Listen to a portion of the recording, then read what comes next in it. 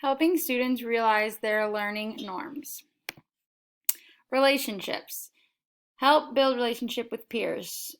One thing we do at the beginning of every school year is instead of just jumping straight into content, we talk about or we do team building activities, a way that we can get to know our students and also our students can get to know each other and build relationship with individual students. I do this by asking about their weekends, their outside activities, talking to them before and after class, and sometimes even during about what's going on in their outside world. Relevance, tie lessons into students' lives. So in social studies, we talk about a lot about current events and what's going on in their world. Make assignments and projects meaningful. Have multiple objectives for each assignment and project. Tie lessons into current events, like I stated earlier. We also talk about why what we're learning is important for them to know, explaining why, learning about geography or the history of something is important for them. Time, provide extension activities for assignments. Give homework as an option, doesn't need to be completed by the end of class. Explain that having a deadline and meeting that deadline is an important life skill. Students should have, the time they need for an assignment, but I also think that it's important for them to have a deadline. So just discussing the difference between the two. Timing, offer verbal, written, and tactile instructions for all students. Let students complete assignment, project in the order they choose. So when we give like an assignment or a project, normally what I'll do is I'll say this is how I would do it, but you can do it in whatever order you want today, or in whatever order you want. In fact, today I told them that they should color their map at the end, and one student wanted to color their map second, and you know what? That's totally fine. That's you doing your work the way you want to do it.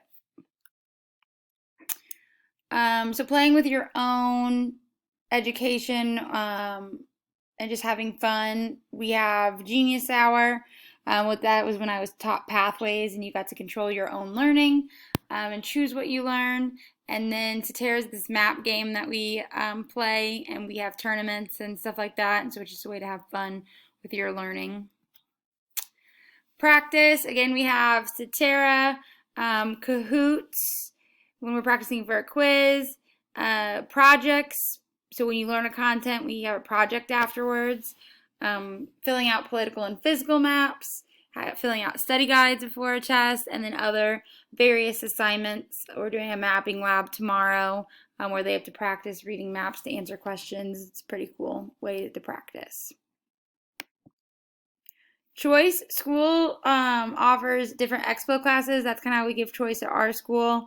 But also classroom projects can be chosen from art, writing, creating, etc. Very rarely do I say this is your project, you have to do it. Our project for Europe is a choice board, so obviously there's a lot of choice. There's a board and they have to pick 3 options out of however many are on there. So it's completely up to them if they are creative and like to create things, or artistic and like to draw. Same thing with writing. So whatever interests them. Authenticity, I will say with social studies it's a little hard to get the community involved when it comes to like geography. But what we do for Kansas history, we go to Lawrence, and it doesn't necessarily get the community involved, but they get to see in their community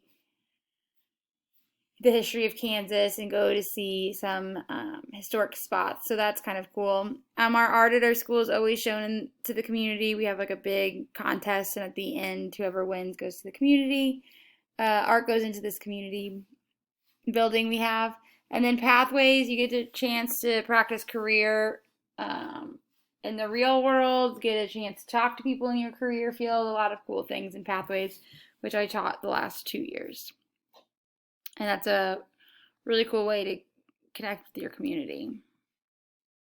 Challenge, I always set the bar high. And if a student that I know is doing their best doesn't reach that high bar, but they're still reaching the high bar for their skills, then I will grade it based on, basically I do grades based on skill. There is a rubric, but if I think that you are capable of doing better, then I will lower your grade. And if you didn't quite meet all my expectations, but I know that you struggle and you're doing your best, then you will get a good grade. Modify those for who need it, and then offer extensions, so like our gifted kids and other kids who are extremely, organized, intelligent, get their work done. I offer extensions for those who need more of a challenge. It's not a requirement, it's an offer, so you get to take it. So if you want the challenge, you can take it, but I'm not going to require just because you're gifted to do the challenge. It's an option. Application, so we apply, like I said, to these projects, brochures, other kinds of websites. So you can make a website for like to visit a country or a brochure, so other cool application processes to show what we've learned about a country or a continent.